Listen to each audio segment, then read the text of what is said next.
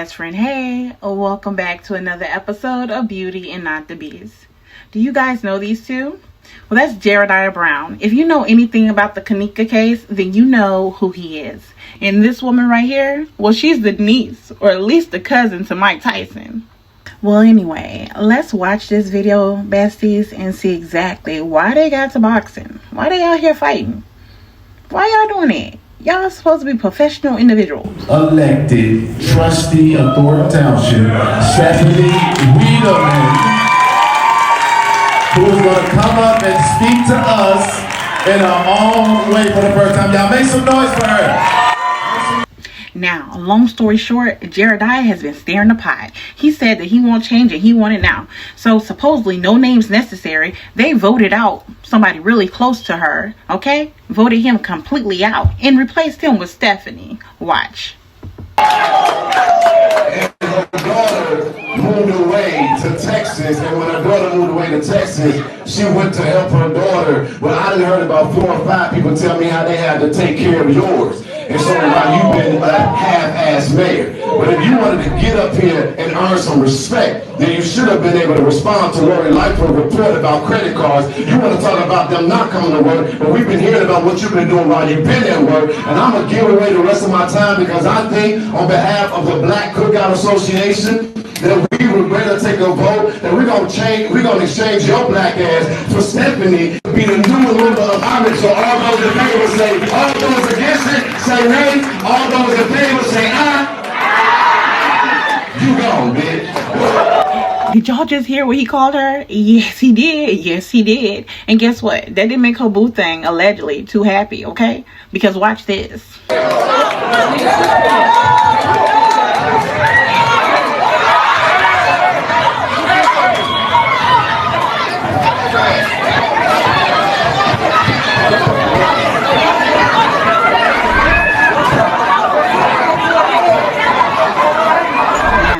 To make matters worse, Jeremiah said he already knew that they was planning this.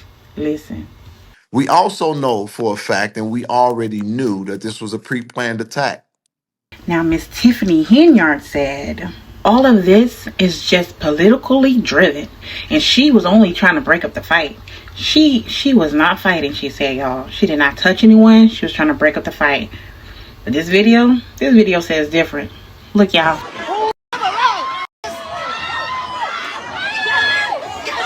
Tiffany is in there. Tiffany is in there.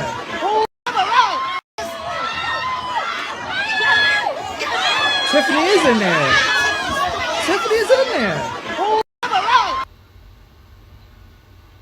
Now, I don't know about y'all, but back in the day when I used to tell them things, that's exactly how it looked. It did not look like Miss Kimberly was trying to break up a fight. But let's take her word for it and continue watching this video. All right, best friends. From behind the table with a microphone in her hand, and she hit me with it while another one of her staff members was kicking me in the head, and I was defending myself against Kamal and other individuals. She wasn't breaking up anything. All right. Now, I saw that part. I saw something like that. Tiffany is in there. All right, best friends. In this last clip, Jeremiah Brown is at the police department. And he's snitching. He wants answers. He wants a full report.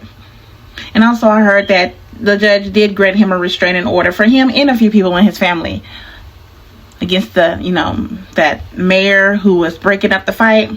Now has a restraining order against her. But anyway, watch this. Now, I've had a little friction here, South Carolina Police Department. Like I just said, I think we've gotten through that moment. And I'm now waiting to see who is coming. And before, y'all don't know what I know. How abusive, predatory, corrupt, so many things that this administration has been. And I waited. Here's the circumstantial evidence. You have never seen Tiffany care about how if we gonna have to sit somewhere during executive session. Have you ever seen that before? Tiffany was hoping to do to do public comment before executive session because they was trying to find an inroad to disrupt the meeting because she didn't want the vote to lay off her boyfriend to go through. We were already aware of that. But what I want you all to understand is that even though it may be hard to swallow or hear a man call a woman a bitch, I need you to get this. Kamal Woods is also the man that made the indirect threat against my mother. Hello, I'm on this live stream, by the way. How you doing? Hi, what's going on, dude? How are you guys? I'm well. How are you? Well, it's depending on the angle. But Yeah, saw you on the news last night, huh? yeah, I think we'll be unfortunately on there for like another 24 hours. So I came here because in the interest of facts and justice, I'm just a little unhappy. I'm trying to figure out which angle to go with this, but number one, I tried to make a report. I was kind of met with contention, and I was hoping that a thorough investigation would be done. But when I went and looked at the tape, the bias of the officers was so disheartening because I didn't even realize that I had, due to my adrenaline, I had gotten struck by a microphone by the super mayor who came from her place of comfort all the way to me. Her other staff members, one of them was kicking me in my head and face. I was gonna ask if you got kicked because I saw the dude throw some kicks. I wasn't sure who he was throwing kicks at. Because I don't know who's on what side. Yeah, and then also he picked up a red chair intending to hit me. So all of the threshold levels for aggravated assault were there, but the officers wouldn't even hear nobody. And I went to jail with the potential charge of aggravated assault because I was supposedly walking towards Andrew Holmes, who was summoning me, but that was aggravated assault. But me being hit once the mic was there, that was a weapon. And that should have been investigated, but the officers was You completely. were actually struck. Yeah, several It's not times. assault. It's battery. It's bad. right? Yeah, you're right. So, I know that the officers that responded to the actual disturbance at the township last night, they're generating a report. It's just not done yet. I know you came in here to file, I'm assuming, a battery report. Well, I thought, wait. I don't- So in Illinois, I'm so sorry to disturb. In Illinois, assault is it's weird here. Yeah, it's verbal. More verbal. I'm a retired officer. Battery is when they actually physically touch you. Assault is the fear of receiving a battery.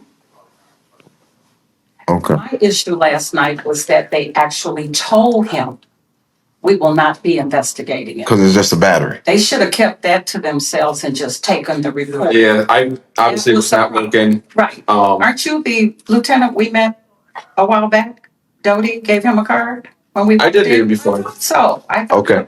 That. But Yeah. but that's what even them saying that it's just a simple battery report, which I actually know that to be factual, right? If it's just a battery report, it ain't gonna go nowhere. But If they you're didn't. alleging a crime was committed, then absolutely we have to investigate it.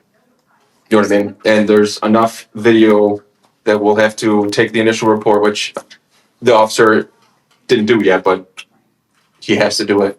And then from there, it'll go to our investigations, and they're going to be the ones to. Well, they gave him a police report number last night. Okay, but so it was when he came in, but I don't know if they're going to use that report number or the initial from when they got the initial call to go to the disturbance. Some others at the township, so we gave information and we have tapes. Yeah. And that's all we want. We want justice. So there will be a formal report completed, and then they're gonna have to look into the batteries or battery.